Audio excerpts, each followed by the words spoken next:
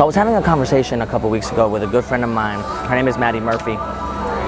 We were going back and forth about what it means to be an artist in 2021. And more specifically, we were kind of comparing it to what it used to mean to be an artist in 1980, 1950, 1990. I was coming at it from an artist perspective, and she was coming at it from an arts administration perspective. She's currently in the master's program at U of H for arts administration.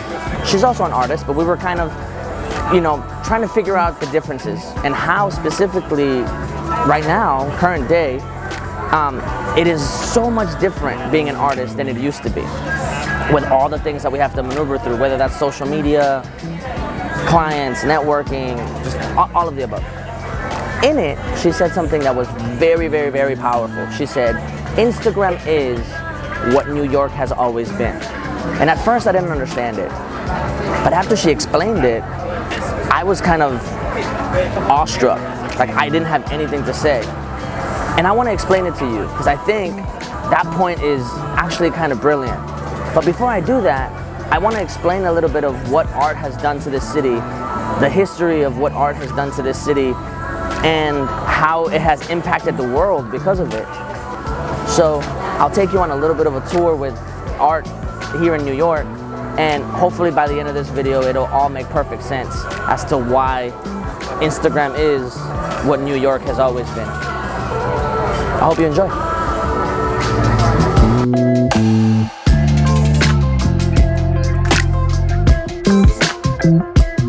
New York has always been the Mecca of art. And rightfully so. You can't be a melting pot without valuing perspective. And who better to ask for perspective than the right-brained thinkers of the world? As a photographer, I think about this city and I think about all the things that photography has done for this city. Even in the late 19th century, thinking about that wonderful portrait of Walt Whitman. It's just the beginning. What is poetry? That page has been ripped out, sir. Speaking of Walt Whitman, pretty much raised in Brooklyn, the great American poet, look no further than to somebody challenging the status quo. Resist much, obey little. A classic line from an abolitionist harboring a runaway slave. Pave the tires of carts and slough. I don't even know what slough is, right? It's carts, and it makes me want to look it up. Yeah, and that's right. Cool word. I mean, for Leaves of Grass to be regarded as the body of work that you have to understand in order to understand civilization, quote unquote, up to date, I mean, that's pretty impressive. You are. This is the first urban troubadour, but what you add to Whitman, you write Whitmanian lines that have all the humility about the city that Whitman's have, and all the kind of energy to process the city, this detail of the city that Whitman has. Not a picture-perfect career, though. A career that at one point was riddled with suspicions of homosexuality that made one author write that Walt Whitman was guilty of that sin to not be mentioned around Christians. I mean, how punk rock is that? We're from New York. We don't give a shit, you know? The poet of democracy, a gay man who lived a nomadic lifestyle that upon Abraham Lincoln's death wrote, "Oh Captain, My Captain," a poem that would be reverberated across the world through a Robin Williams movie. He was essentially the first hippie. Oh, Captain, my captain. Sit down, Mr. Anderson. But just around the corner from Whitman, and by around the corner I mean in Manhattan because he actually died in Jersey, but around his death there was a thing called Tin Pan Alley.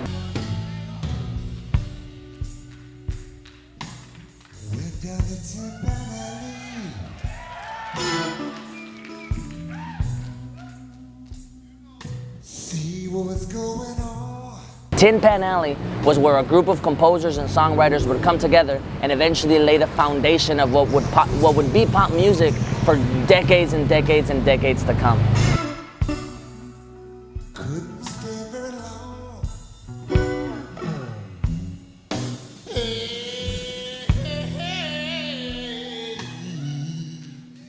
Giving the necessary building blocks for swing music, blues music, big band music, rock and roll music, artists making new rules and breaking ground, all in one block of Midtown Manhattan. And that's where we are. 28th Street, right between Broadway and 6th Avenue.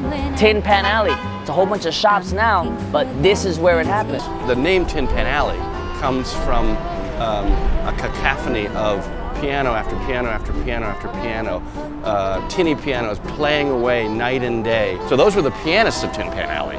But the songwriters of Tin Pan Alley were people like Irving Berlin, George and Ira Gershwin, Eubie Blake, people who came of age and made American music at the turn of the 20th century. They all came through here. It was the center of the musical universe. It was the center of music publishing, songwriting in New York. It's really the birthplace of American popular music. From the fashion industry all the way to P.T. Barnum, establishing what would eventually become the Ringling Brothers Barnum and Bailey Circus, New York has always been and probably always will be creating subcultures. The amount of talent here is just absolutely unreal. And look no further than Greenwich Village. Greenwich Village is a tiny little section of New York connected to New York University where there is always something booming. As the New York blues artists were singing away in the 1930s, Billie Holiday and Big Joe Turner were singing away. Well, I'm from the country, baby. Get flowed into your bread, big town.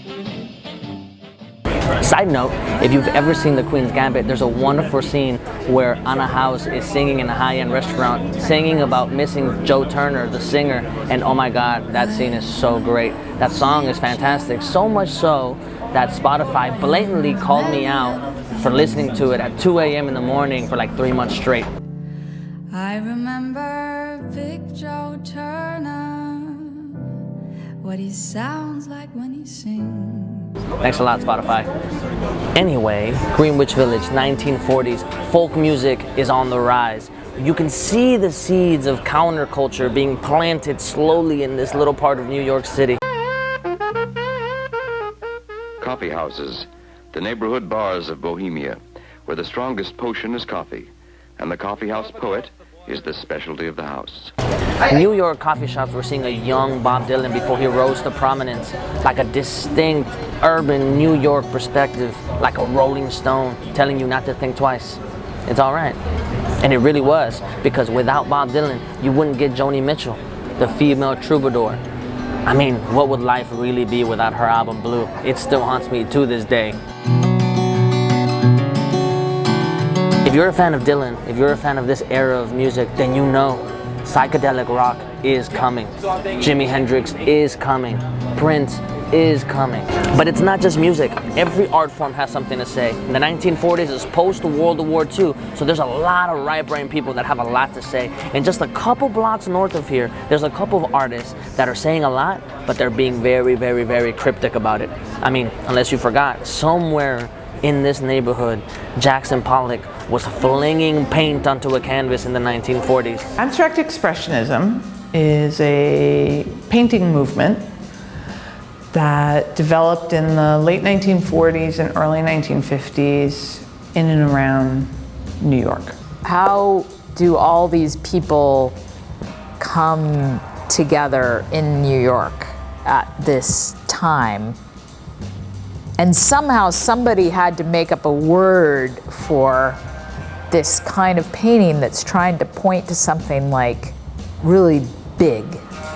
I mean, the gravity that comes with that name, Guggenheim, Rothko, Abstract Expressionism, it's booming and it's all happening in this city. What a time it would have been to be able to experience that. Every time I come to New York, I have to come to Greenwich Village just to be immersed by all the art, just to be immersed by all the talent, just to be immersed by all the history.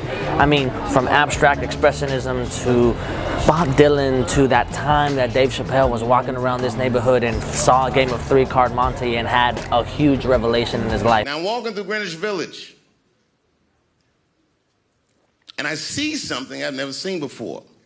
3-card Monte, you know what that is? Snatched me up by my collar. Feel how strong he was when he grabbed me. I was a skinny little guy. It's because he saw the fear in my face. And that fear, he looked at me. I saw his eyes go from hard to soft. He softened. Then he looked at me like the way a father would look at a child. And he said to me, "Young man, don't ever come between a man and his meal. I never forgot that either. I mean, the amount of things that happen here in this city is absolutely incredible. And as an artist, you just love to be a part of it, if only just for a little bit.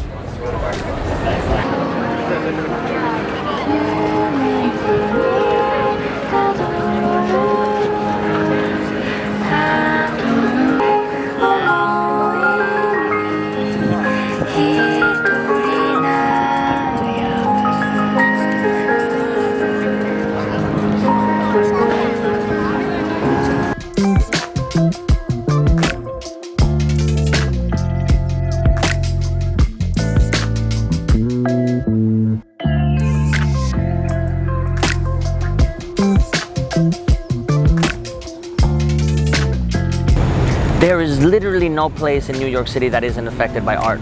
Whether you're on Fifth Avenue shopping for designer clothes that the brightest fashion minds of our generations are coming up with, only to be recycled by avid thrift shop aficionados 10 years from now, or whether you're watching Alvin Ailey on a Friday night, or just to follow it up with, a concert at Madison Square Garden. Or it could be 1974 and you're just in the Bronx stealing public electricity just to party in the park, birthing what would be the most popular genre of music and the most important subculture in American history.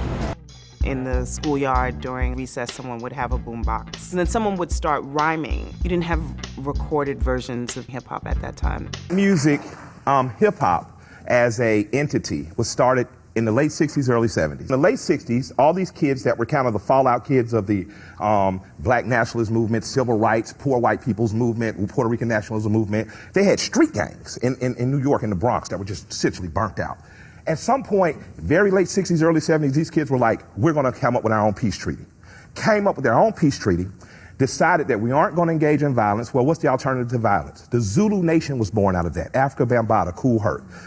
Google these, I'm telling you, it's way bigger than any of the rappers you think now, and the story is way more interesting. These kids, they were children, got together in the park, stole public electricity, which I strongly support, and decided to do park jams as an alternative to violence. So hip hop is not rap. Hip hop is the thing that houses rap, graffiti, breakdancing, and DJing and entrepreneurship. And what it did was give poor kids the opportunity to organize as an alternative to violence. Now, fast forward 40 years, it worked. A lot of money came into it. Guys bought big chains and tigers and lions and bears and shit, and we got off course. But at our core, hip-hop, every time you see a successful rapper, you're seeing a job creator in a community.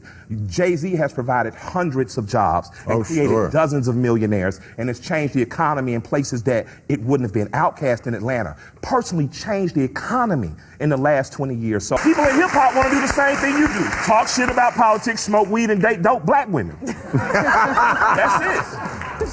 The kids started it as an alternative to violence. New York City will always be intertwined with art, so much so that this video cannot do it any justice. I can literally sit here and talk about art in New York for hours and hours and hours on end. But don't worry, there's a reason why I'm making you go through this kind of recap. I just wanted us to be on the same page. Now I can finally get to my point.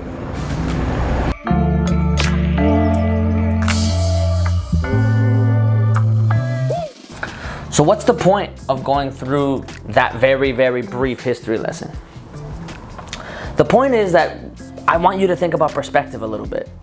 Imagine what it was like to be in Greenwich Village at the time when Bob Dylan was playing coffee shops. Imagine what it was like to see for the first time a Jackson Pollock show.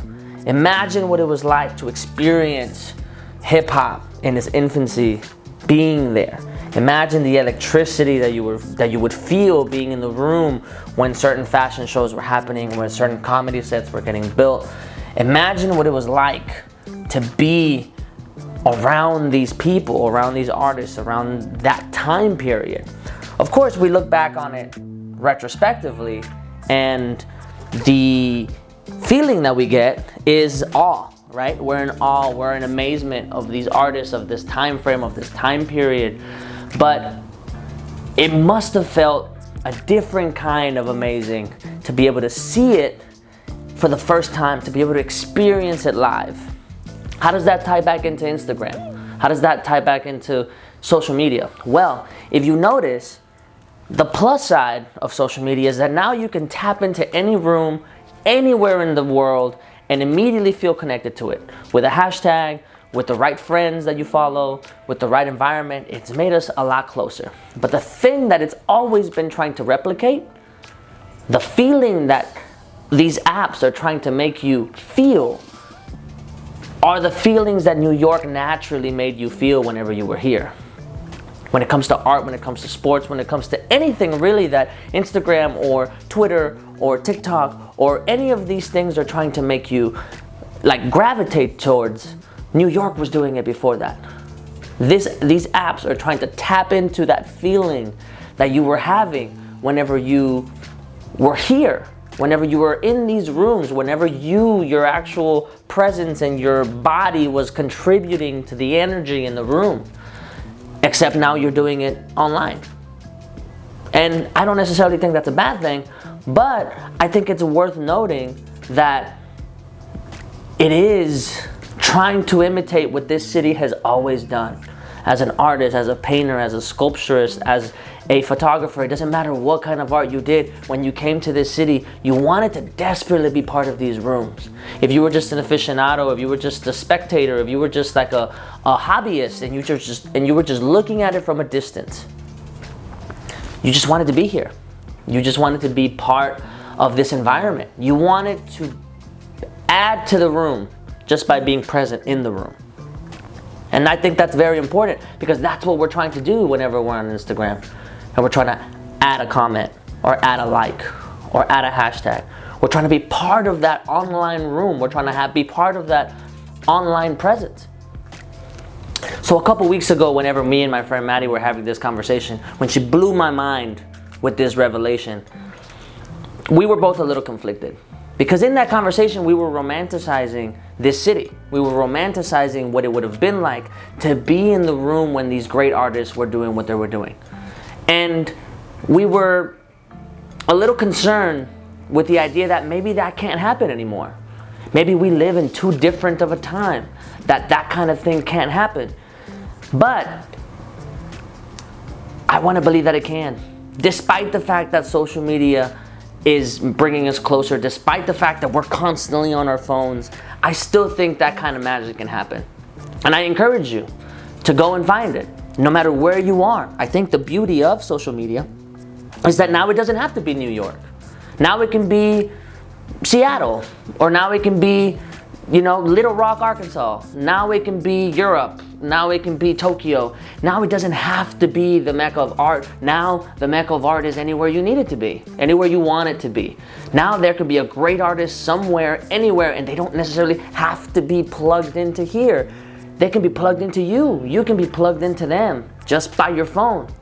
So I encourage you, as things start to die down with COVID, as hopefully we're gearing towards the end of this pandemic, I can personally guarantee you, from me and all of my artist friends, that we've been cooped up in the house for 1.5 years and we've been working on things, we've been working on ourselves. We are dying to show you what we're working on, and it doesn't matter if it's a photographer or a circus artist or a dancer or a performer or a choreographer. We've been dying to show you what we've been coming up with.